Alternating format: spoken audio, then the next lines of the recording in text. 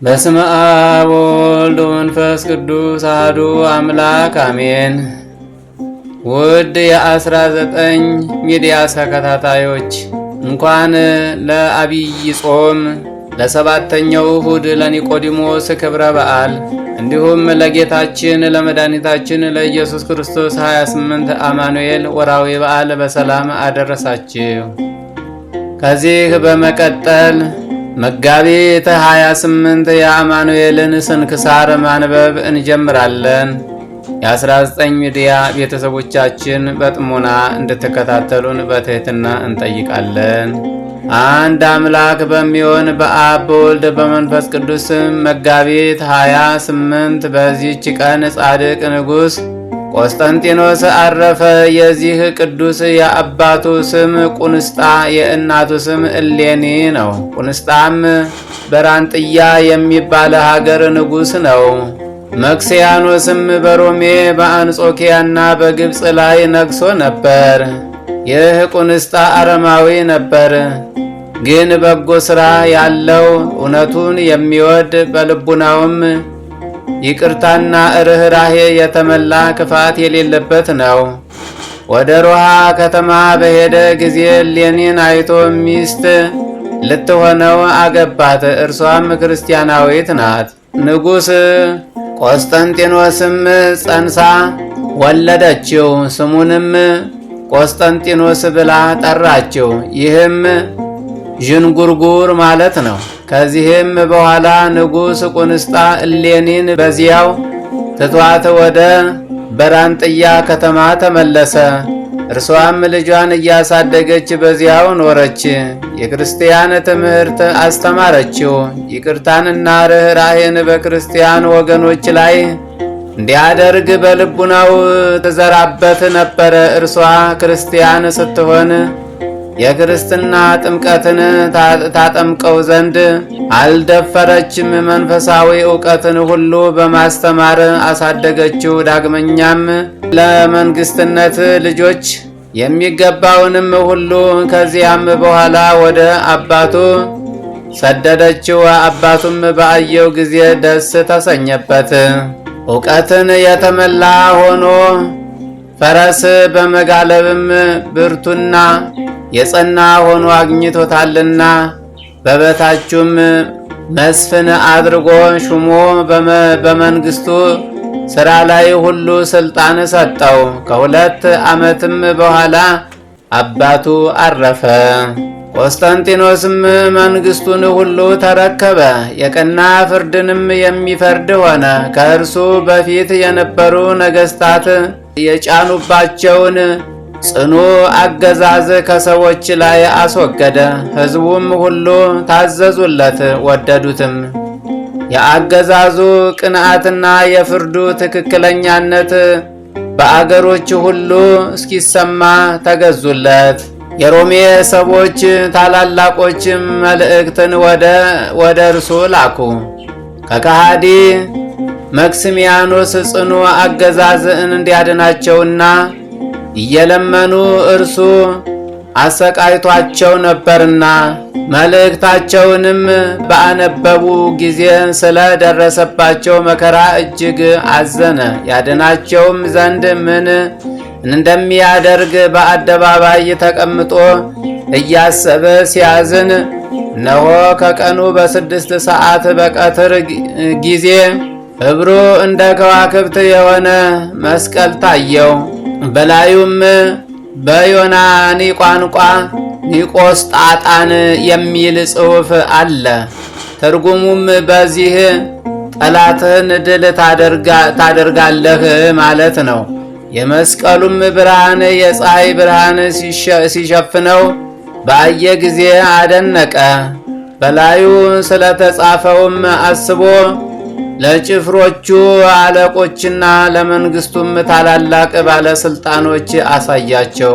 እነርሱም ቢሆኑ ይህ መስቀል ስለምን እንደተገለጠ አላወቁም። በዚያችም ሌሊት የእግዚአብሔር መልአክ ለቆስጠንጢኖስ በራእይ ተገልጦ እንዲህ አለው።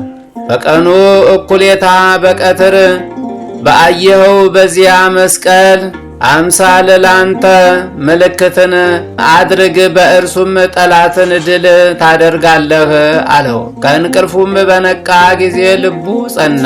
የወርቅ መስቀልም አሰርቶ በነገሰበት ዘውድ ላይ አደረገው። መኳንንቱንና ወታደሮችን ጭፍሮቹን ሁሉ መስቀል ሰርተው በጦር መሳሪያቸው ላይ ያደርጉ ዘንድ አዘዛቸው። እነርሱም እንዳዘዛቸው አደረጉ።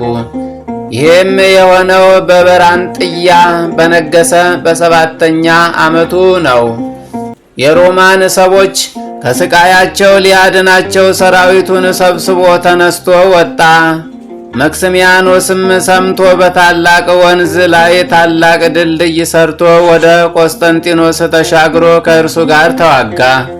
የመስቀሉም ምልክት ቀድሞ በታየ ጊዜ የመክስሚያኖስ ሰራዊት ድል የሆኑ ነበረ። የቆስጠንጢኖስም ሰራዊት ከመክስሚያኖስ ሰራዊት ብዙ ሰው ገደሉ። የቀሩትም ሸሽተው ሲሄዱ ከመክስሚያኖስ ጋር ሊሻገሩና ወደ ሮሜ ሊገቡ ድልድይ ላይ ወጡ። ድልድዩም ፈርሶ ፈርዖን ከሰራዊቱ ጋር እንደ ሰጠመ እንዲሁ መክስሚያኖስ ከሰራዊቱ ጋር ሰጠመ። ቆስጠንጢኖስም ወደ ሮሜ ከተማ ሲገባ የሮሜ ሰዎች ከካህናት ጋር መብራቶችን ይዘው በዕንቁ የተሸለሙ አክሊሎችን ደፍተው እምቢልታ እየነፉ ተቀበሉት። የተማሩ ሊቃውንትም የከበረ መስቀልን ሲያመሰግኑት የሀገራችን መዳኛ ይሉት ነበር። ለከበረ መስቀልም 7 ቀን በዓል አደረጉ። ቆስጠንጢኖስም ዳግመኛ በሮሜ ነገሰ። ከሃዲዎች የሆኑ መክስሚያኖስና ዲዮስቅልያኖስ ስለ ክብር ባለቤት ስለ ጌታችን ኢየሱስ ክርስቶስ ሃይማኖት ያሰሯቸውን እስረኞች ሁሉንም ፈትተው ደግሞ የጣዖታት ቤቶች ይዘጉ፣ አብያተ ክርስቲያናት ይከፈቱ ብሎ አዋጅ አስነገረ። ዳግመኛም ክርስቲያኖችን እንዲያከብሯቸው እንጂ እንዲያዋርዷቸው የጣዖታቱንም ገንዘብና ምድራቸውን ለካህናት እንዲሰጧቸው አዘዘ። ክርስቲያኖች በአረማውያን ላይ እንዲሾሙ አደረገ። ዳግመኛም አባቶቻችን ሐዋርያት እንዳዘዙ ማንም ሰው በሰሙነ ሕማማት ሥራ እንዳይሠራ አዘዘ። በነገሰ በ11 ዓመቱ በሮሜ ሊቀ ጳጳሳት በሳኦል ጴጥሮስ እጅ የክርስትና ጥምቀትን ተጠመቀ። ሰራዊቱም ሁሉ ይህም የከበረ መስቀል ከተገለጠለት በኋላ በ4 ዓመት ነው። ከዚህ በኋላም በእርሱ እርዳታና ድል ያገኙበትን የሚያድን ስለሆነ ስለ ጌታችን መስቀል ትመረምር ዘንድ እናቱ እሌኒን ወደ ኢየሩሳሌም ላካት። እርሷም አመፀኞች አይሁድ ቀብረው ከደፈኑት ቦታ አወጣችው። በዘመኑ ሃይማኖታቸው የቀና የ318 ጳጳሳት የአንድነት ስብሰባ በኒቅያ ስለ አርዮስ ተደረገ። ለክርስቲያኖች መማሪያ በበጎ አሰራር ክርስቲያናዊት ሥርዓት ተሰራች። ከዚህም በኋላ በበራንጥያ ታላቅ ከተማ ሊሰራ አሰበ። እንደ አሰበውም ታላቅ ከተማ ሰርቶ በስሙ ቁስጥንጥንያ ብሎ ጠራት። በውስጧም አምላክን በወለደች በእመቤታችን በቅድስት ድንግል ማርያም ስም በአግያና በሶፊያም ታላቅ ቤተ ክርስቲያን ሰራ። መንፈሳዊ በሆነ በመልካም ጌጥ ሁሉ አስጌጣት።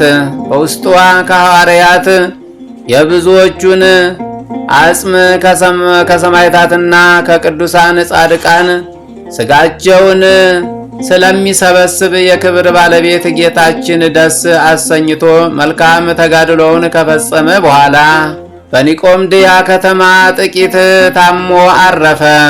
ገንዘውም በወርቅ ሳጥን አድርገው ተሸክመው ወደ ቁስጥንጥንያ አደረሱት። የጳጳሳት አለቆችና ካህናቱ ከሁሉ ሕዝብ ጋር ወጥተው ተቀበሉት። በብዙ ጸሎት በመዘመርና በማሕሌት በምስጋና ወደ ከበሩ ሐዋርያት ቤተ መቅደስ አስገብተው በክብር አኖሩት።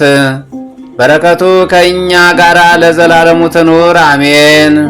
ሰላም ለቆስጠንጢኖስ አብያተ ክርስቲያን ዘሐነጸ ምኵራበ አማልክት ነሲኦቶ ወምሁራማቲሆሙ ዕፀ ወክልኤቱ ጸላይቱ ዘቶመ ወዴጋኔ ጸሩ ዘነፍሰ ጸዳለ ብርሃነ እስከ ለዓለም ሐወፀ አምሳለ ከዋክብት መስቀል በሰማይ ሮፀ።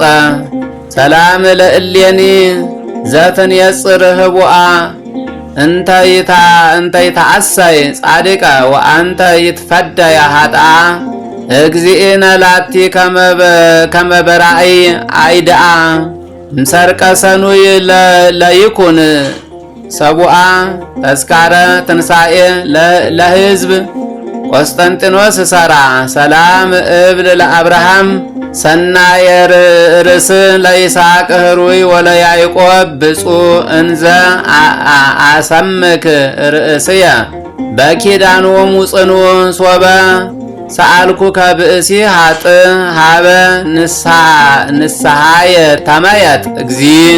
ጌታ ሆይ ከብልጽግናቸው ብዛት የተነሳ ብዙ መባ ካገቡት ይልቅ የድሃይቱን አነስተኛ መባ እንደተቀበልህ ለሁል ጊዜ የሚያገለግሉህ አእላፍ መላእክትን እያሳሰብሁ በችግሬ ጊዜ የማቀርብልህን ምስጋና ተቀበል።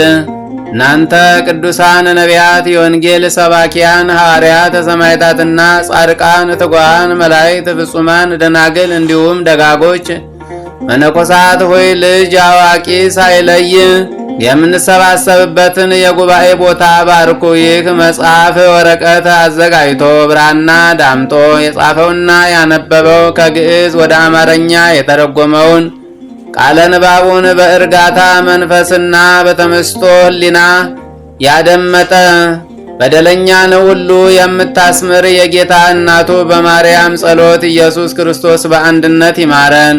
ይህንን አሁን ያነበብኩትን የመጨረሻ ቃል በግዕዝ እደግምላችኋለሁ። ዛቅረብኩ ማሕሌተ አዘኪርየ አእላፈ እምእለ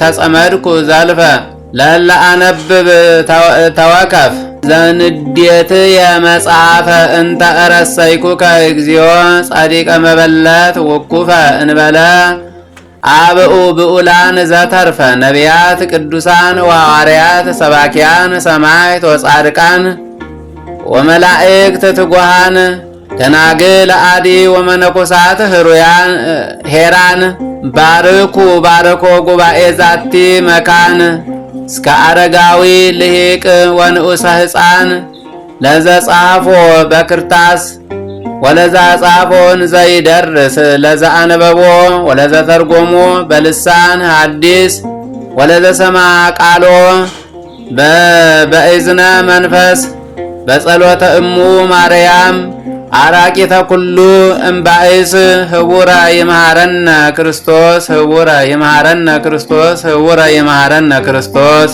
ወስብሐት ለእግዚአብሔር ወለወላዲቱ ድንግል ወለመስቀሉ ክቡር።